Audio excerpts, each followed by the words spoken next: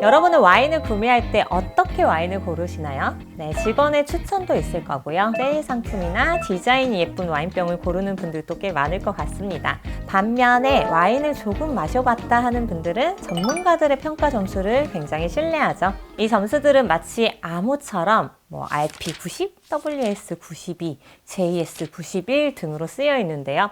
이 암호 같은 점수를 해독할 수 있다면 와인을 구매할 때 큰 도움이 되겠죠. 이렇게 유명한 와인 평론가들로는 엘리자베스 여왕 2세의 와인셀러에 조언을 줬던 영국인 제임스 로빈슨과 이탈리아 와인 전문가이자 한국인 부인을 둬서 굉장히 우리에게도 친숙한 제임스 서클링이 있습니다. 그리고 프랑스 부르고뉴 와인을 전문으로 시음하는 앨런 메도우와 아시아인 최초로 마스터 오브 와인 MW 자격을 취득한 한국계 미국인 지니 조리 씨까지 수많은 평론가와 와인 스펙테이터, 와인 인수지에스트와 같은 와인 전문 매거진도 있습니다. 그런데 이 중에서도 절대적인 힘을 행사하는 전문가가 있었으니 바로 RP 포인트로 알려진 로버트 파카죠.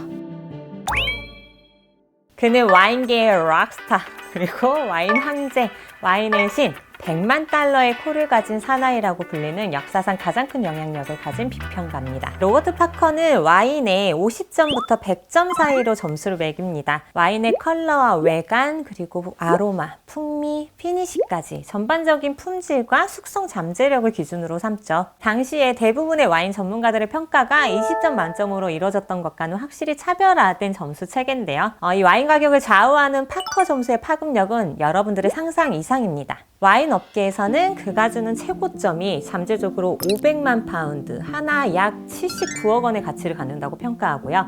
85점과 95점 사이의 차이는 약 94억 원의 가치, 그리고 100점을 받은 와인은 판매가가 4배 이상 치솟는 파워를 가지고 있습니다. 반대로 점수를 낮게 받은 와인들은 세계의 도매상들이 나 거래 안 해, 거래를 포기할 정도라고 하죠.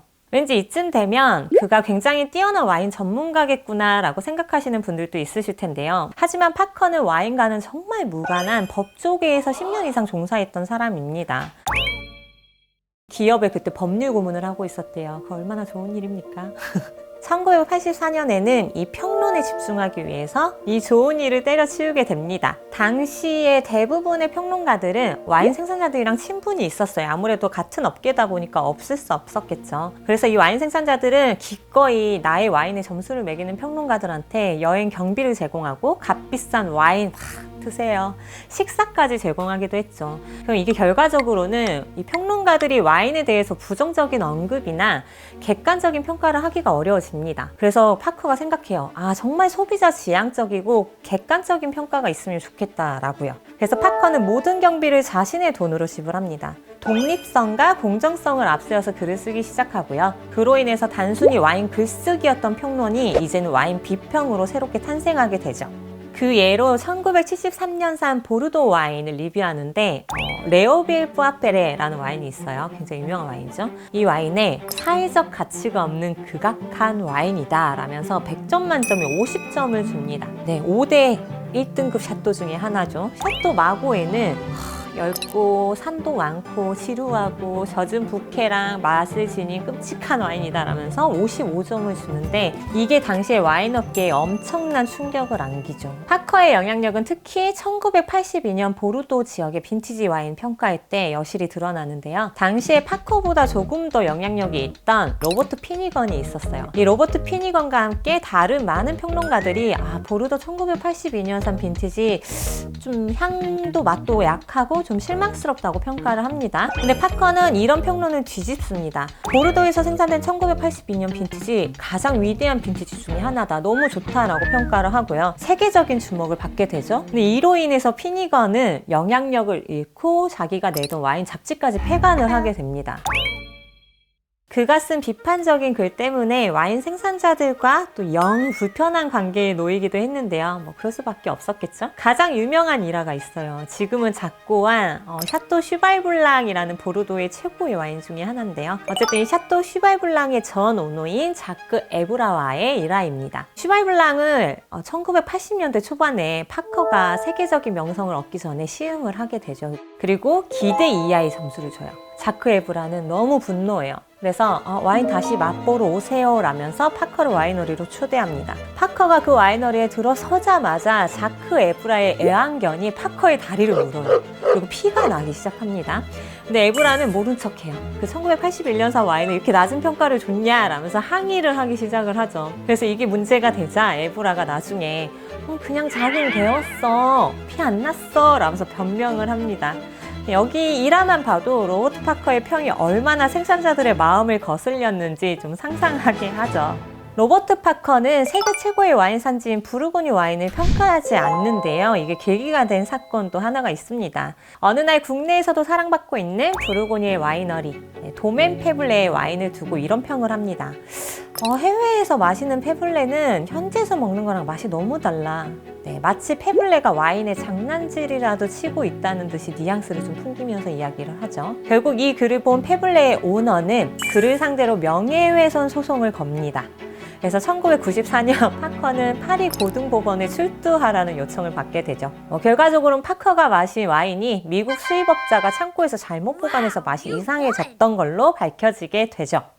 이렇게 로버트 파커가 종종 생산자들 그리고 유통업자들과 불편한 관계에 놓이면서도 더 유명해지고 인정받게 될 수 있었던 까닭이 그의 타고난 시음 능력 때문인데요.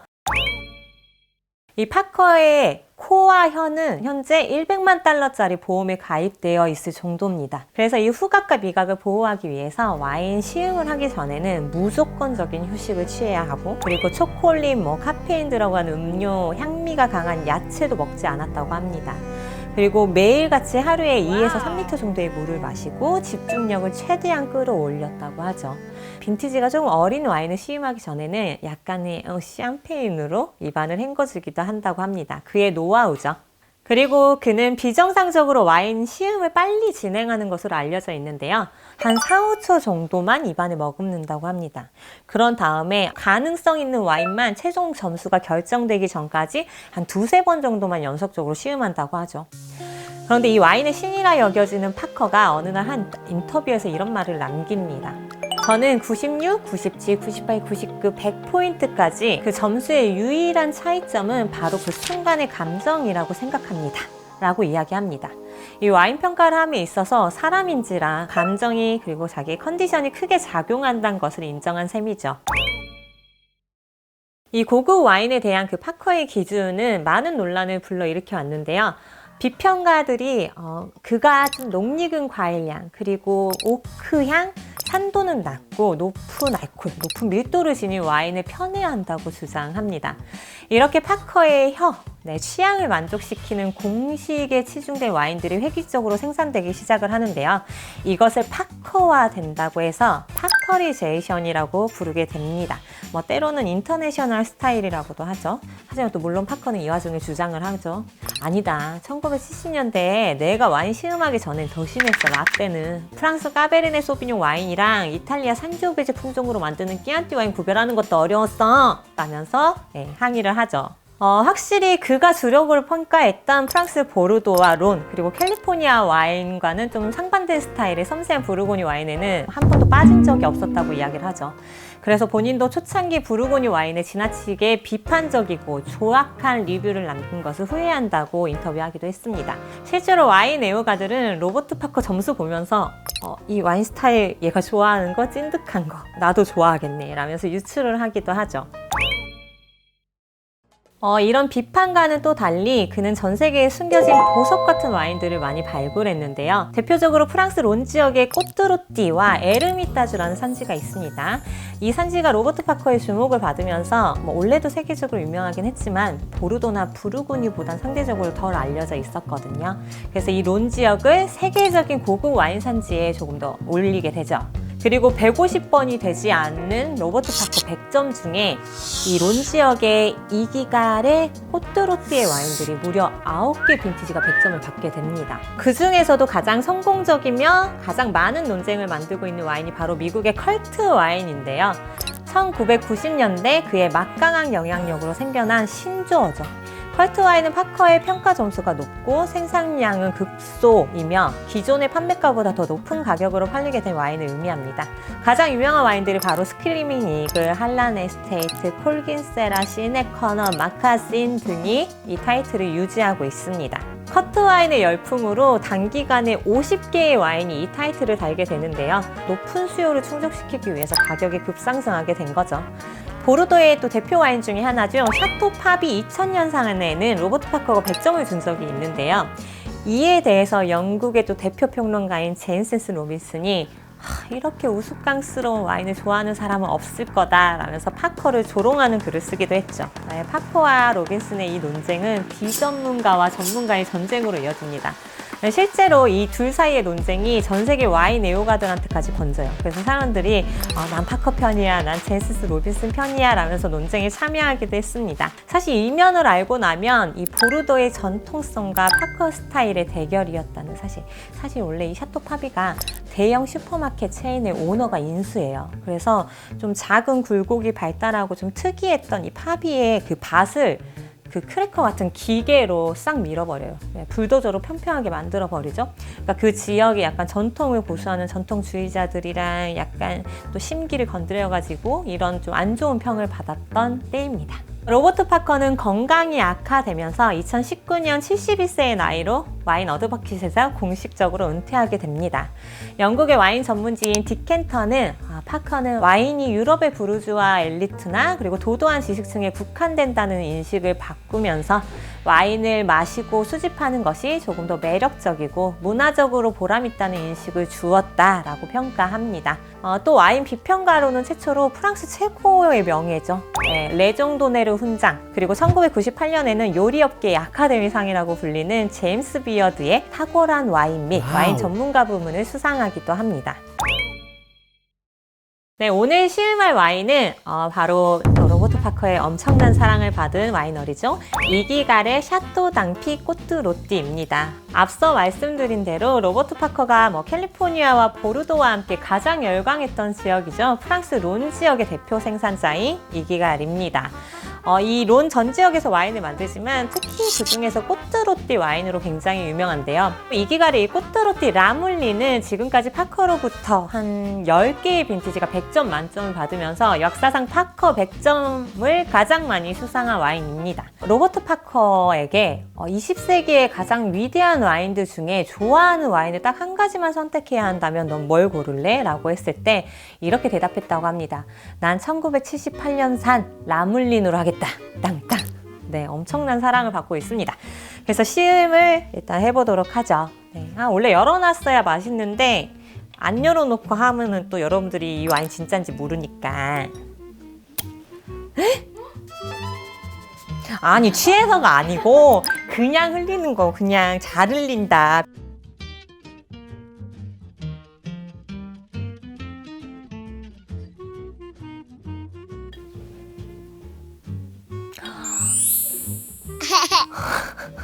진짜 좋다, 향. 네, 지금 소개드리는 이 꼬뜨로띠는요, 보통 그 프랑스 론의 북부 지역에서 시라라는 레드와인 품종으로 만듭니다. 호주의 시라즈로 유명한 품종이죠. 그리고 지금 마시는 이 샤토담피 꼬뜨로띠는 93%의 시라, 그리고 비오니에라는 화이트 품종 7% 정도를 블렌딩해서 만들어지고요. 연간 약 3만 병만 생산이 됩니다. 그리고 7개의 각각 다른 밭에서 엄선된 포도로만 양조를 하는 만큼 굉장히 높은 퀄리티를 자랑하는데요. 이 와인이 출시되기 전까지 오크통에서만도 38개월 이상 숙성을 거쳐서 출시가 됩니다. 38개월이면 3년인가요? 3년 이상이죠. 3년 6개월 정도니까.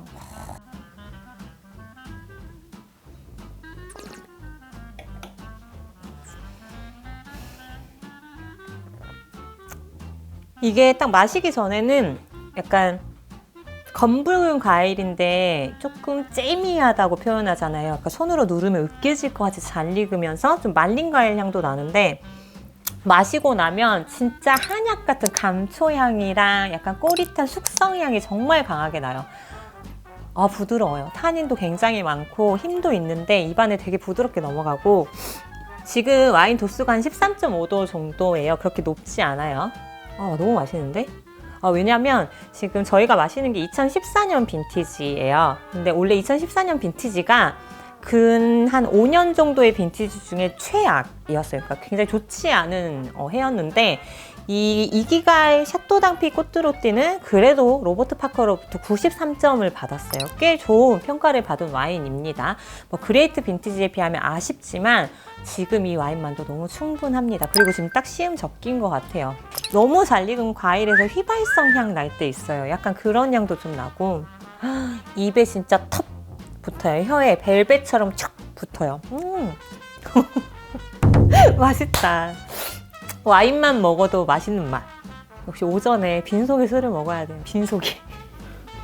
최고예요. 맙소사. 뉴욕타임즈의 와인 평론가인 프랭크 프리얼은 로버트 파커를 이렇게 평가했습니다. 세계에서 가장 영향력 있는 와인 평론가다고요. 파커는 그 인기만큼이나 많은 비난도 동시에 받았지만 소비자들을 위한 공정한 평가를 통해서 원래는 와인의 기득권층에 머물러 있던 것을 대중화시키는 데 기여했다는 사실은 변함이 없을 것 같습니다. 지금은 은퇴해서 로버트 파커의 평가를 앞으로 조금 보기가 어려워지겠지만 그래도 지금까지 나왔던 점수들을 조금 참고하시길 바라면서 세계의 모든 와인을 와인 도감의 시를 이 박사였습니다.